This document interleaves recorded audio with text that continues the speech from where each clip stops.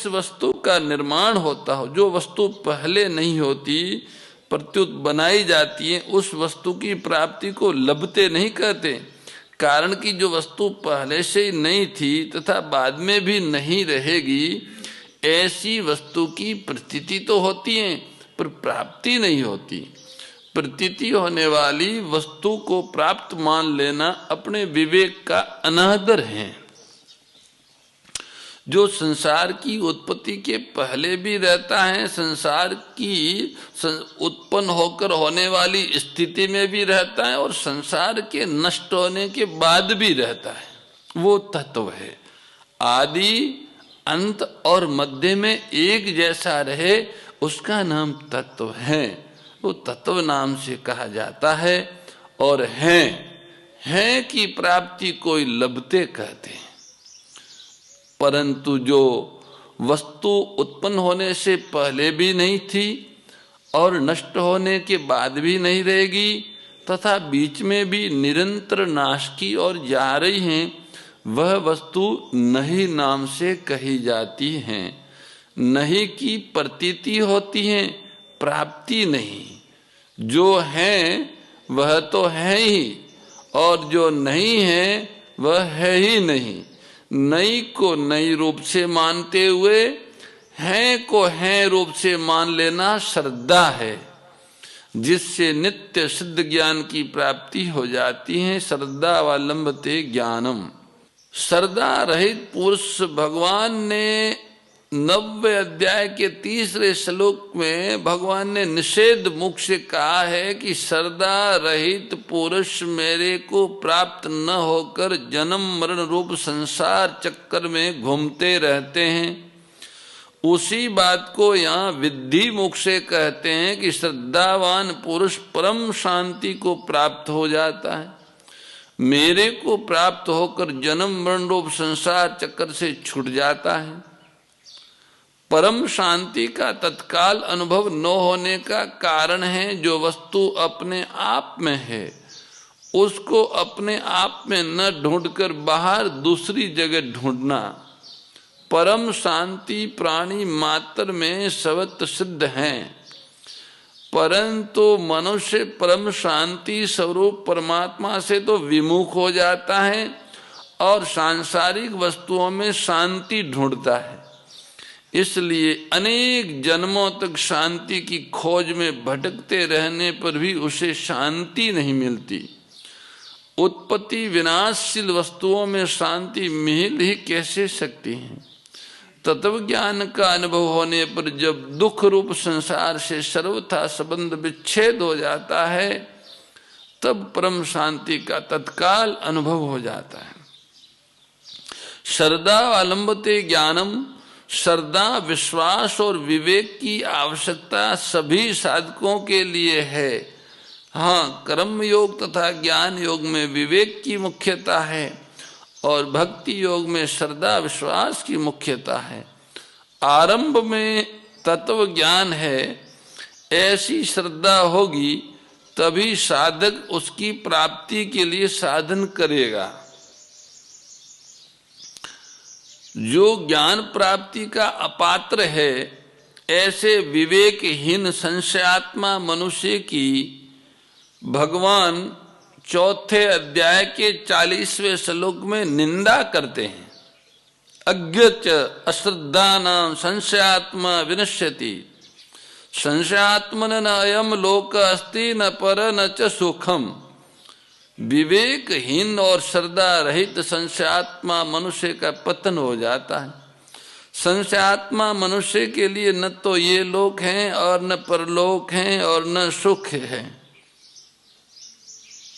जिस पुरुष का विवेक अभी जागृत नहीं हुआ है तथा जितना विवेक जागृत हुआ है उसको महत्व नहीं देता, और साथ ही जो अश्रद्धालु हैं, ऐसे संशय युक्त पुरुष का पारमार्थिक मार्ग से पतन हो जाता है। कारण कि संशय युक्त पुरुष की अपनी बुद्धि तो प्राकृत शिक्षा रहित है और दूसरे की बात का आदर नहीं करता। फिर ऐसे पुरुषों के संशय कैसे नष्ट हो सकते हैं और संशय नष्ट हुए बिना उसकी उन्नति भी कैसे हो सकती है? अलग अलग बातों को सुनने से ये ठीक है अथवा वह ठीक है, इस प्रकार संदेह युक्त पुरुष का नाम संशयात्मा है। पारमार्थिक मार्ग पर चलने वाले साधक में संशय पैदा होना स्वाभाविक है, क्योंकि वह किसी भी विषय को पढ़ेगा तो कुछ समझेगा और कुछ नहीं समझेगा। जिस विषय को कुछ नहीं समझते उस विषय में संशय पैदा नहीं होता, और जिस विषय को पूरा समझते हैं उस विषय में भी संशय नहीं रहता। अतः संशय सदा अधूरे ज्ञान में ही पैदा होता है। इसी को अज्ञान कहते हैं। अज्ञान का अर्थ ज्ञान का अभाव नहीं है। अधूरे ज्ञान को पूरा ज्ञान मान लेना ही अज्ञान है। कारण कि परमात्मा का ही अंश होने से जीव में ज्ञान का सर्वथा अभाव हो ही नहीं सकता। केवल नाशवान असत की सत्ता मानकर उसे महत्व दे देता है। असत को असत मानकर भी असत से विमुख नहीं होता, यही अज्ञान है। इसलिए मनुष्य में जितना ज्ञान है, यदि उस ज्ञान के अनुसार वह अपना जीवन बना ले तो अज्ञान सर्वथा मिट जाएगा और ज्ञान प्रकट हो जाएगा। कारण कि अज्ञान की स्वतंत्र सत्ता है ही नहीं। इसलिए संशय का उत्पन्न होना हानिकारक नहीं है, प्रत्युत संशय को बनाए रखना और उसे दूर करने की चेष्टा न करना ही हानिकारक है। संशय को दूर करने की चेष्टा न करने पर वह संशय ही सिद्धांत बन जाता है। कारण कि संशय दूर न होने पर मनुष्य सोचता है कि पारमार्थिक मार्ग में सब कुछ ढकोसला है, और ऐसा सोचकर उसे छोड़ देता है तथा नास्तिक बन जाता है। परिणाम स्वरूप उसका पतन हो जाता है। इसलिए अपने भीतर संशय का रहना साधक को बुरा लगना चाहिए। संशय बुरा लगने पर जिज्ञासा जागृत होती है, जिसकी पूर्ति होने पर संशय विनाशक ज्ञान की प्राप्ति हो जाती है। साधक का लक्षण है खोज करना। यदि वह मन और इंद्रियों से देखी बात को ही सत्य मान लेता है तो वहीं रुक जाता है, आगे नहीं बढ़ पाता। साधक को निरंतर आगे ही बढ़ते रहना चाहिए। जैसे रास्ते पर चलते समय मनुष्य ये न देखें कि कितने मील आगे आ गए, प्रत्युत ये देखे कि कितने मील अभी बाकी पड़े हैं, तब वह ठीक अपने लक्ष्य तक पहुंच जाएगा। ऐसे ही साधक ये न देखें कि कितना जान लिया, अपने जाने हुए पर संतोष न करें। जिस विषय को अच्छी तरह नहीं जानता उसे जानने की चेष्टा करता रहे। इसलिए संशय के रहते हुए कभी संतोष नहीं होना चाहिए, प्रत्युत जिज्ञासा अग्नि की तरह दहकती रहनी चाहिए। ऐसा होने पर साधक का संशय संत महात्माओं से अथवा ग्रंथों से किसी न किसी प्रकार से दूर हो ही जाता है। संशय दूर करने वाला कोई न मिले तो भगवत कृपा से उसका संशय दूर हो जाता है। विशेष बात है, जीवात्मा परमात्मा का अंश है। ममेवांशो जीवलोके। इसलिए जब उसमें अपने अंशी परमात्मा को प्राप्त करने की भूख जागृत होती है और उसकी पूर्ति न होने का दुख होता है, तब उस दुख को भगवान सह नहीं सकते हैं। अतः उसकी पूर्ति भगवान स्वतः करते हैं। ऐसे ही जब साधक को अपने भीतर स्थित संशय से व्याकुलता या दुख होता है, तब वह दुख भगवान को असह्य होता है। संशय दूर करने के लिए भगवान से प्रार्थना नहीं करनी पड़ती। जिस संशय को लेकर साधक को दुख हो रहा है, उस संशय को दूर करके भगवान उसका वह दुख मिटा देते हैं। संशयात्मा पुरुष की एक पुकार होती है जो भगवान तक पहुंच जाती है। संशय के कारण साधक की वास्तविक उन्नति रुक जाती है, इसलिए संशय दूर करने में ही उसका हित है। भगवान प्राणी मात्र के सुहृद है, सुहृदम सर्वभूतानाम। इसलिए जिस संशय को लेकर मनुष्य व्याकुल होता है और वह व्याकुलता उसे असह्य हो जाती है, तो भगवान उस संशय को किसी भी रीति उपाय से दूर कर देते हैं।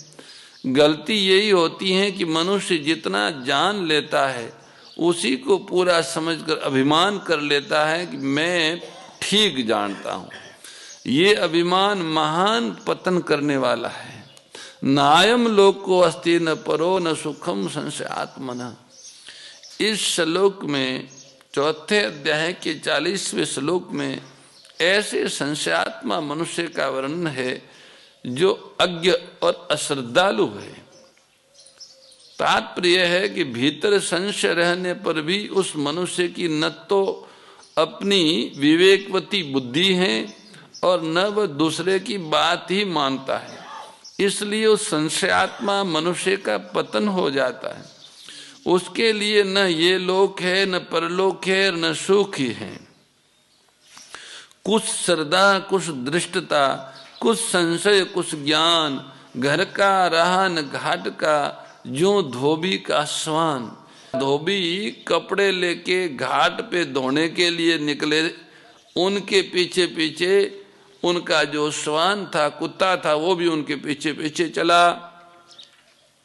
बीच में गली के मोहल्ला के अन्य कुत्ते आ गए, वो कुत्ते धोबी के कुत्ते से भिड़ गए। धोबी तो आगे निकल गया और कुत्ता वहीं रह गया, न तो घाट पे पहुंचा न घर पे ही आया, बीच में उलझ गया। ऐसे ही कुछ श्रद्धा, कुछ दृष्टता, कुछ संशय ज्ञान, आधा अधूरा ज्ञान और आधी अधूरी श्रद्धा वाले प्राणियों की स्थिति होती है। संशयात्मा मनुष्य इस लोक में व्यवहार बिगड़ जाता है। संशयात्मा मनुष्य का इस लोक में भी व्यवहार बिगड़ जाता है, क्योंकि वो सब पर संशय करता है। कारण कि वह प्रत्येक विषय में संशय करता है, सब पर संशय करता है। जैसे ये आदमी ठीक है, ये बेठीक है, ये भोजन ठीक है या बेठीक है, इसमें मेरा हित है या अहित है आदि। उस संशयात्मा मनुष्य को परलोक में भी कल्याण की प्राप्ति नहीं होती, क्योंकि कल्याण में निश्चयात्मिका बुद्धि की आवश्यकता है, एक निश्चय वाली बुद्धि की आवश्यकता है। और संशयात्मा मनुष्य दुविधा में रहने के कारण कोई एक निश्चय नहीं कर सकता। जैसे जप करूं या स्वाध्याय करूं, संसार का काम करूं या परमात्मा प्राप्ति करूं आदि आदि। भीतर संशय भरे रहने के कारण उसके मन में भी सुख शांति नहीं रहती। इसलिए विवेकवती बुद्धि और श्रद्धा के द्वारा संशय को अवश्य ही मिटा देना चाहिए। दो अलग अलग बातों को पढ़ने सुनने से संशय पैदा होता है। वह संशय या तो विवेक विचार के द्वारा दूर हो सकता है या शास्त्र तथा संत महापुरुषों की बातों को श्रद्धा पूर्वक मानने से दूर होता है। इसलिए संशय युक्त पुरुष में यदि अज्ञता है तो वह विवेक विचार को बढ़ाए, और यदि अश्रद्धा है तो श्रद्धा को बढ़ाए, क्योंकि इन दोनों में से किसी एक को विशेषता से अपनाए बिना संशय दूर नहीं होता। भगवान ने चौथे अध्याय के 33वें श्लोक से ज्ञान योग का प्रकरण आरंभ करते हुए ज्ञान प्राप्ति का उपाय तथा ज्ञान की महिमा बताई। जो ज्ञान गुरु के पास रहकर उनकी सेवा आदि करने से होता है, वही ज्ञान कर्मयोग से सिद्ध हुए मनुष्य को अपने आप प्राप्त हो जाता है। ऐसा बताकर भगवान ने ज्ञान प्राप्ति के पात्र अपात्र का वर्णन करते हुए प्रकरण का उपसंहार किया। अब प्रश्न होता है कि सिद्ध होने के लिए कर्मयोगी को क्या करना चाहिए। इसका उत्तर भगवान चौथे अध्याय के 41वें श्लोक में देते हैं। धनंजय, हे धनंजय, योग के द्वारा जिसका संपूर्ण कर्मों से संबंध विच्छेद हो गया है, विवेक ज्ञान के द्वारा जिसके संपूर्ण संशयों का नाश हो गया है, स्वरूप प्राण, ऐसे स्वरूप प्राण मनुष्य को कर्म नहीं बांधते। योग संन्यस्त कर्माणम, शरीर, इंद्रियां, मन, बुद्धि आदि जो वस्तुएं हमें मिली हैं और हमारी दिखती हैं, वे सब दूसरों की सेवा के लिए ही हैं, अपना अधिकार जमाने के लिए नहीं। इस दृष्टि से जब उन वस्तुओं को दूसरों की सेवा में उन्हीं का मानकर लगा दिया जाता है, तब कर्मों और वस्तुओं का प्रवाह संसार की ओर हो जाता है और अपने में समता का अनुभव हो जाता है। इस प्रकार समता के द्वारा, समता रूपी योग के द्वारा जिसने कर्मों से संबंध विच्छेद कर लिया है, वह पुरुष योग संन्यस्त कर्मा है। जब कर्मयोगी कर्म में अकर्म तथा अकर्म में कर्म देखता है, कर्म करते हुए अथवा न करते हुए दोनों अवस्थाओं में नित्य निरंतर असंग रहता है, तब वही वास्तव में योग संन्यस्त कर्मा होता है। ज्ञानच्छिन्न संशयम, मनुष्य के भीतर प्राय ये संशय रहते हैं कि कर्म करते हुए ही कर्मों से अपना संबंध विच्छेद कैसे होगा, अपने लिए कुछ न करें तो अपना कल्याण कैसे होगा आदि। परंतु जब वह कर्मों के तत्व को अच्छी तरह जान लेता है, अर्थात कर्मों के तत्व का वर्णन इसी अध्याय के 16वें से 32वें श्लोक के प्रकरण में विशेषता हुआ है। ओम जय भगवद गीते दया सुधा बरसावनी मातु कृपा कीजे, ओ मैया मातु कृपा कीजे। हरि पद प्रेम दान कर, प्रभु पद प्रेम दान कर, अपनो कर लीजे। ओम जय भगवद गीते, जय भगवद गीते, ओ मैया जय भगवद गीते। हरि कमल विहारिणी, प्रभु हिय कमल विहारिणी, सुंदर सुपुनीते। ओम जय भगवद गीते, गीता माता की जय। परम श्रद्धेय गौरीशी स्वामी श्री दत्त शरणानंद जी महाराज की प्रेरणा व मार्गदर्शन में विश्व के सबसे बड़े गौ सेवा संस्थान श्री गोधाम महातीर्थ पथमेड़ा द्वारा संरक्षित लाखों बीमार, विकलांग, वृद्ध एवं अशक्त गोवंश वेद लक्षणा गोमाता की सेवा के साथ साथ भारतीय गोवंश का संरक्षण, संपोषण, संवर्धन एवं उनसे प्राप्त पंचगव्यों का परिष्करण व विनियोग करना, घर घर गोपालन, गो अभ्यारण्य, घास चारा उत्पादन हेतु गोचर भूमि का विकास, गोपालन लोक संस्कृति के पुनर्जागरण हेतु वेद लक्षणा गो महिमा का प्रचार प्रसार करना तथा गोपालक किसानों के स्वावलंबन हेतु गो कृषि अन्न एवं गो दुग्धान का गुणवत्ता युक्त बाजार तैयार करना श्री गोधाम महातीर्थ का पावन उद्देश्य है। आप सभी दानदाता श्री गोधाम महातीर्थ पथमेड़ा द्वारा संचालित गो सेवा महाअभियान में बढ़ चढ़कर सहयोग कर लाखों बीमार, विकलांग, वृद्ध एवं अशक्त गोवंश के गोग्रास सेवा हेतु श्री गोधाम महातीर्थ पथमेड़ा लोक पुण्यार्थ न्यास के बैंक ऑफ बड़ौदा खाता संख्या 084901000238827 IFSC कोड BARB 0 ASHRAM शाखा आश्रम रोड अहमदाबाद में गोग्रास सेवा निमित्त जमा कर सकते हैं। अधिक जानकारी के लिए संपर्क करें 7742093179 7665059999 7073000151।